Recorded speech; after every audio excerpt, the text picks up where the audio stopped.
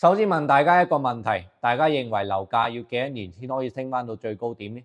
我哋用日本東京攞嚟作為例子，91年泡沫爆咗之後呢，樓價一路跌，喺低位磨，足足用咗22年，跌幅高達70%。跟住2013年先開始升，淨係用咗8年，到2021年就已經升穿當年嘅泡沫嘅最高位啦。即係話東京樓市用22年跌同埋築底，8年反彈，前後足足係30年先完成一個輪迴。咁係咪即係話我哋依家買樓俾套嘅人等30年就可以翻本呢？好遺憾啊，唔係咁簡單啦。因為日本呢一波升只限於係大城市新樓，二手樓呢都有得升，但係只係極其少數嘅樓齡新同埋地段嘅核心地段先得。當年嘅泡沫期起嘅樓到依家樓齡30年，價錢淨係得同地段新樓嘅40%到60%，同當年買入價比依然係血虧。咁我哋內地嘅房價到底邊一年先係真正嘅篤底呢？肯定唔可以生硬咁樣套日本嘅模式。不過呢條片嘅後半段會俾一個超級明確嘅見底信號俾你，唔好急住走啊！我哋先傾一個好現實嘅問題啦。上邊啊，究竟係想啲樓價繼續跌，定係想佢繼續升呢？好多人嘅第一反應呢就係話傻嘅咩？推咁多啲救市嘅政策，咪就係諗住托住個樓市，唔好等佢跌咩？可以等佢升呢就最好啦。其實嘅話呢就啱啱相反啊！佢哋真正嘅諗法呢係想啲樓價慢慢跌，平穩咁樣跌。點解啊？因為你要明白樓市嘅泡沫有幾大，有概念叫做房價收入比，即係一個家庭唔食唔使都要幾年先可以買到一層樓。國際嘅合理水平最高呢都係6倍以內。咁日本東京嘅泡沫最瘋狂嗰陣呢都係20倍左右。依家我哋嘅有啲城市嘅話曾經高達45倍，你頂唔頂得住啊？泡沫大到呢一個地步，再加埋日本當年救市都救唔翻嘅前車之鑑。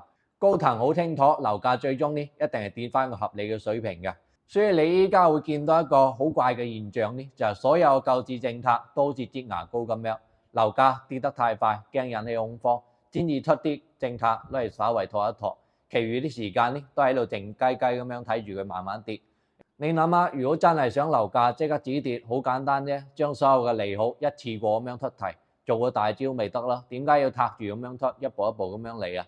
背後呢嘅原因其實好簡單啦，泡沫太大，政策根本救唔起，救市設施一次過一出晒嘅話呢，效果都係淨係得一陣嘅啫。之後呢基本上就冇晒招啦。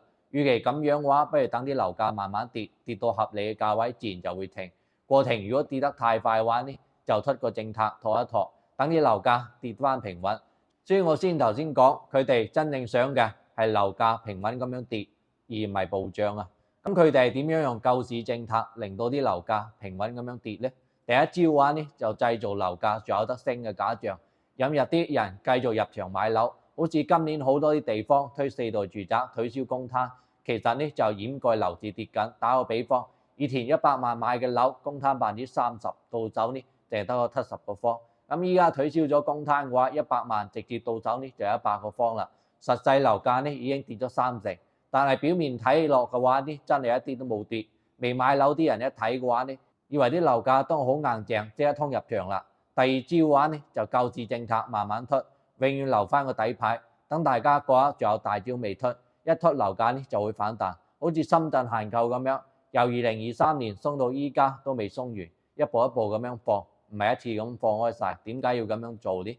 因為慢慢放先可以吊住大家嘅期望。有樓啲人呢覺得依家跌只係暫時嘅啫，下個月呢可能都會有大招，咁樓價呢一定都係會反彈嘅。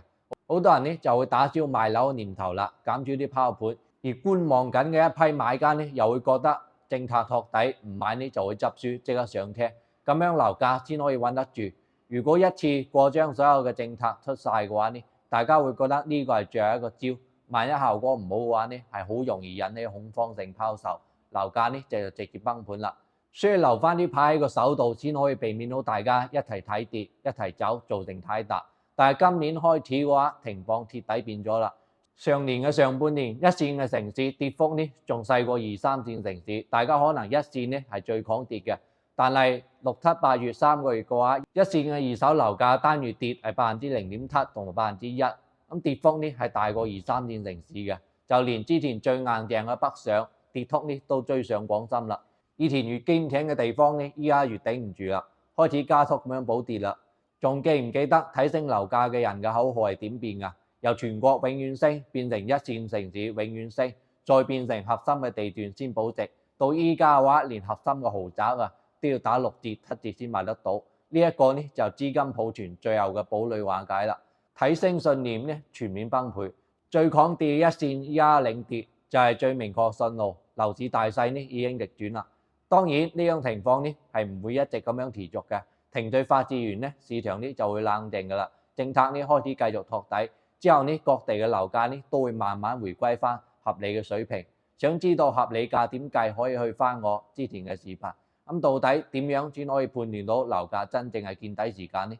我話俾你哋知一個最準確嘅信號，就係房產稅全面落地嗰一日，就係最後一日啦。專業講呢就係7個字：利好出盡係利好。邏輯呢就好簡單㗎，樓價跌呢係因為賣嘅人多過買嘅人，等到賣嘅人少到同埋買嘅人嘅平衡嘅話呢，咁樓價呢就見底啦。依家仲唔賣樓嘅話呢，都係最死撐睇升嘅一班人啦，一直等救市反彈。一旦房產稅全面落地，就等於全部話俾佢哋知利好呢已經全部出完㗎啦，以後仲要交稅，咁呢一班人呢就會徹底死心，集中拋售啦。呢一班人賣完嘅話呢，咁市場就冇巨大嘅拋壓，樓價呢先叫做真正咁樣跌底。呢一個呢就叫做政策底啦。之後呢當會有市場底、宏觀底，磨底時間會好長。